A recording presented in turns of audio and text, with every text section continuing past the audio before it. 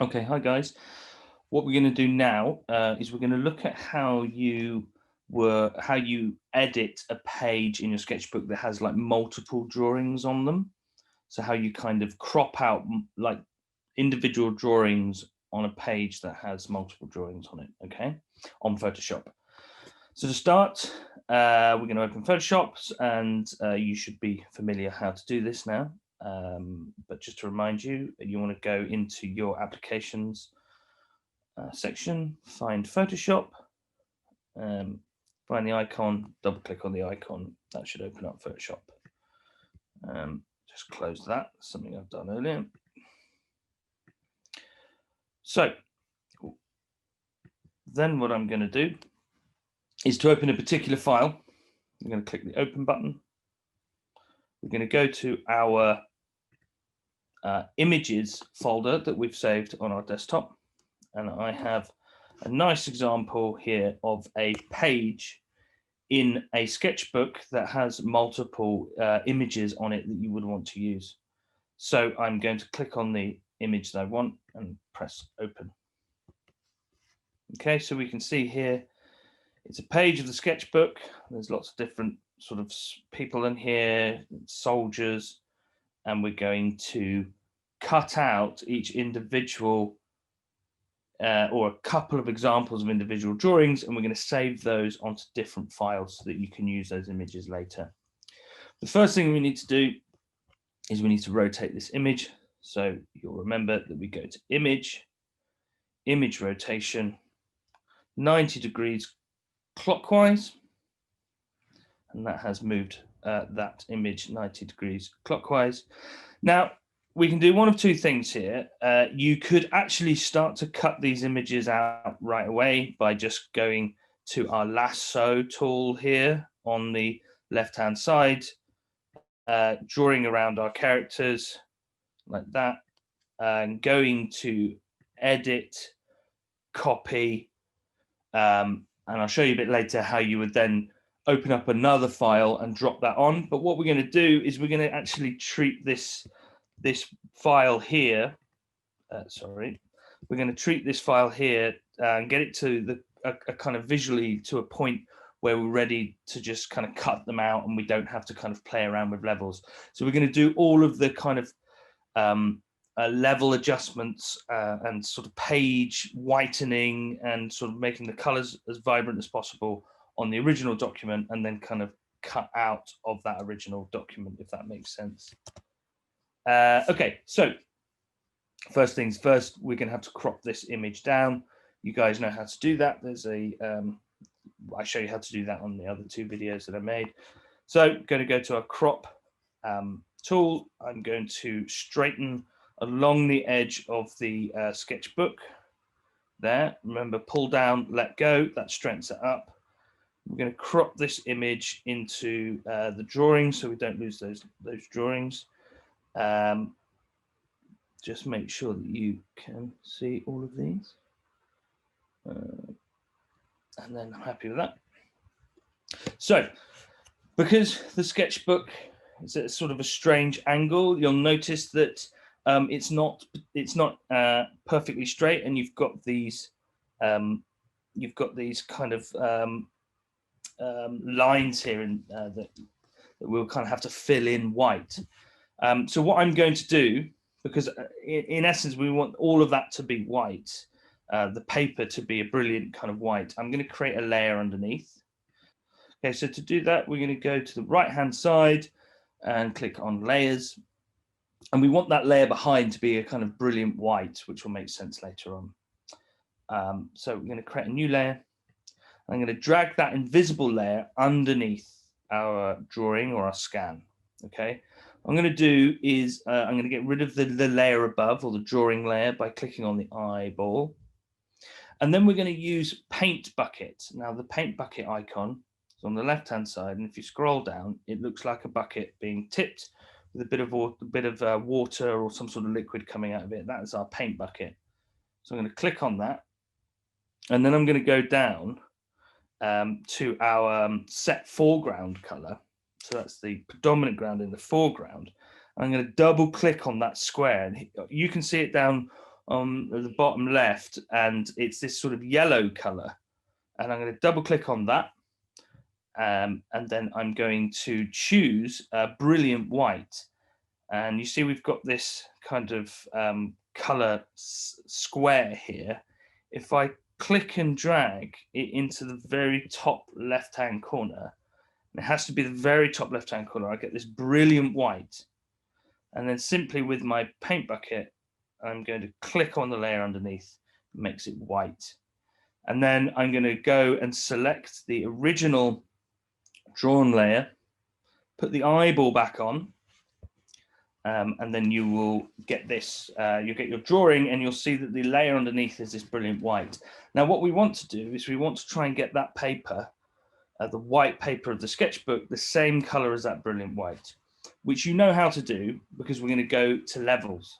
So make sure that the top layer is selected, the layer with our drawing on it. We're going to go down and click on levels. And then we're going to play around like we did with our black and white image and with our color image as well. Try and get those blacks really nice and black. So that's taking the slider from left and pulling it into the right. So you get a nice dark color to the blacks become more black. What I can, and then I'm going to zoom right in to the white background here. And remember to turn the paper white.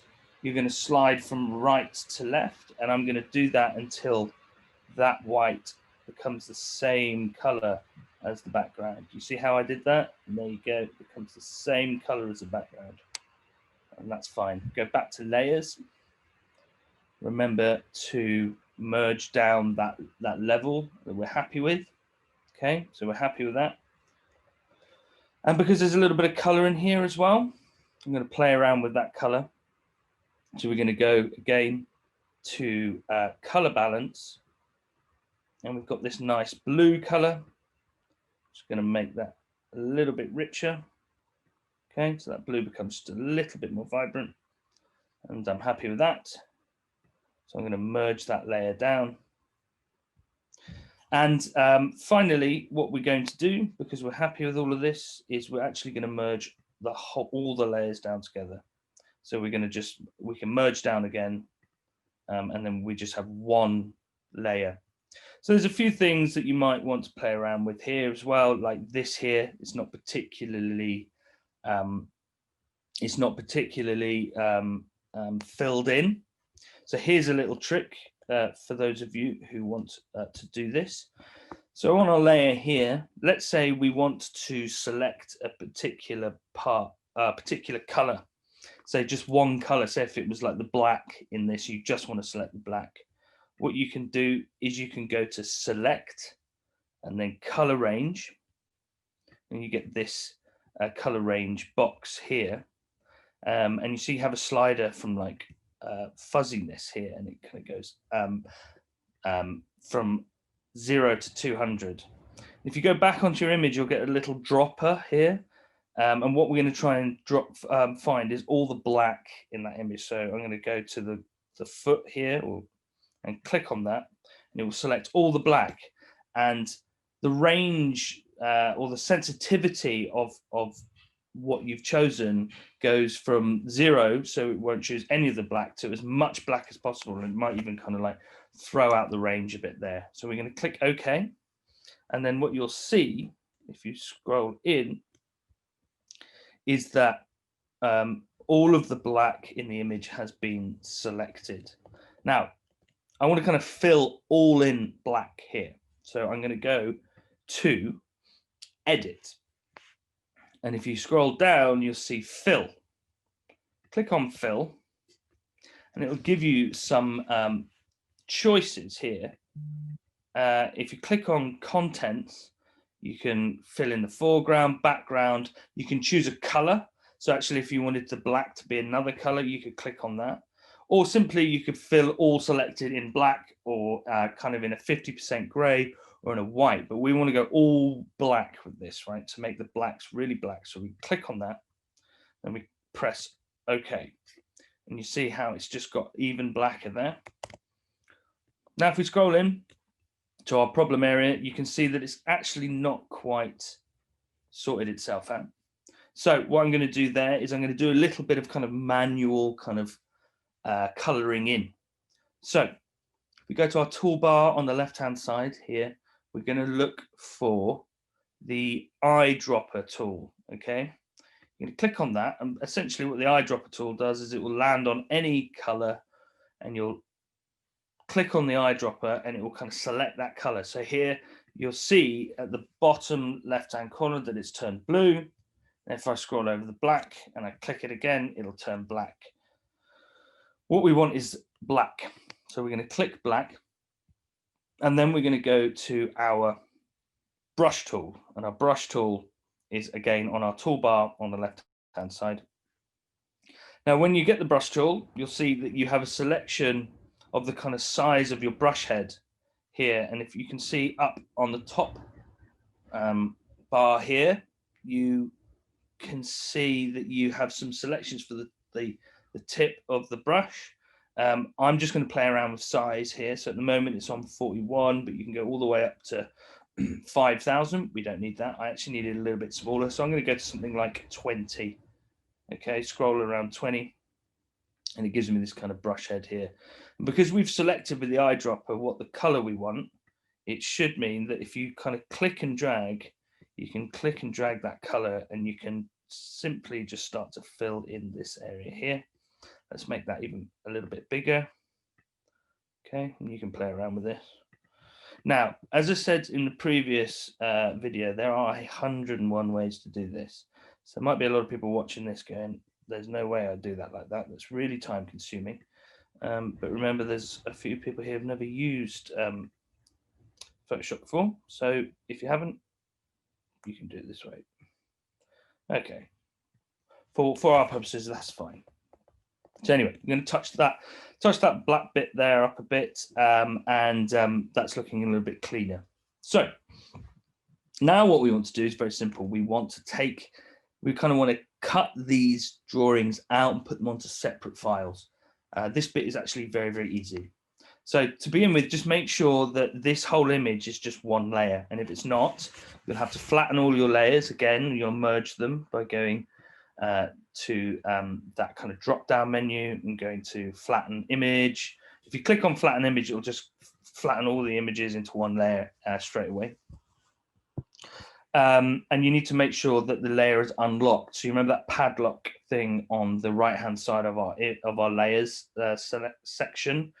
You've got the eyeball on the left and you've got the padlock on the right. You've got to make sure that the padlock is unlocked so that you can work and manipulate the layer.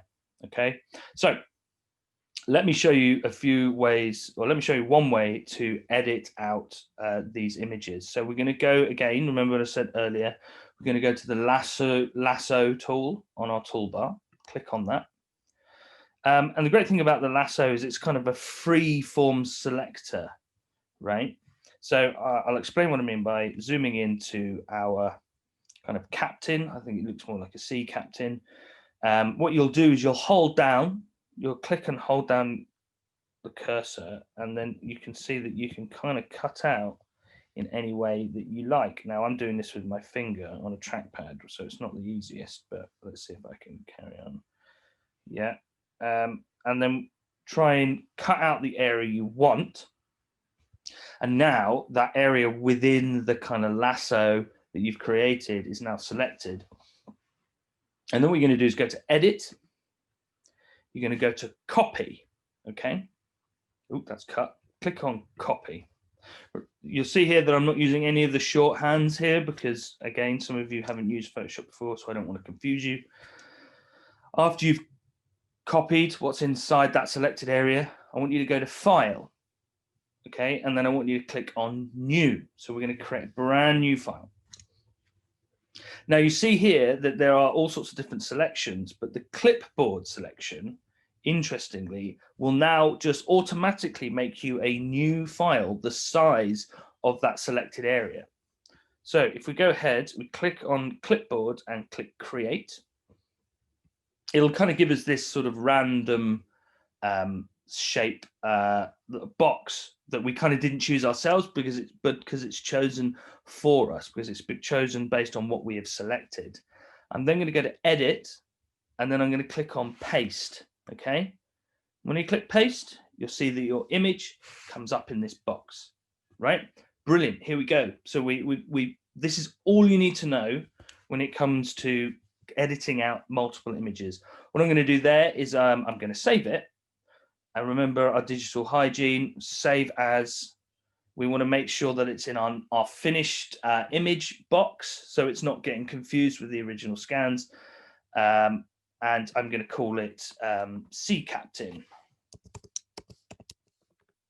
Sea Captain. I feel like that looks like a Sea Captain. And remember, we don't want PSD files because they are massive. We want JPEGs. So we go to Format, click on JPEG, and then click Save. Make sure the quality is 12 and click OK. I'm just going to do this one more time so that you see the process again. Okay, so what we want to do now is we want to deselect this area here. Now I'm going to teach you a short code here, a short cut, which is clicking it. If you're on a Mac, you click Command D, and it will deselect the selected area. Okay, but also what you can do is you can just sort of click out. Oh no, you can't do that. Sorry. So let's just go Command D. And it will deselect the area that you've clicked. Okay. Let's take this guy in the blue coat, because we have this area here that you'll see that's kind of a drawing. It's overlapping a drawing, and we don't want that drawing. So that's why we use the lasso. So I'm going to lasso round, and I'm going to kind of roughly cut out your face here. Okay, hopefully I haven't cut too much into the guy's head. Remember, I'm doing this on a trackpad, not the easiest thing in the world to do. Brilliant. Remember, we're going to go, once we're happy with the area that we've lassoed, we're going to go to Edit, Copy, File, New. Make sure our clipboard is selected. Press Create. It makes the canvas for us. Go to Edit, Paste, and then here we go.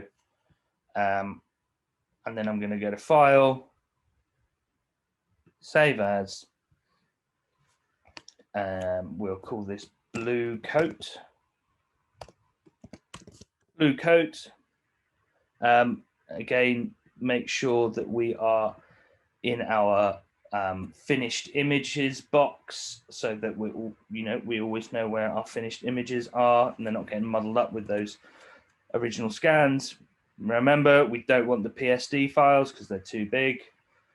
Make it a JPEG, click Save, make sure the quality is 12, and then click OK. Right.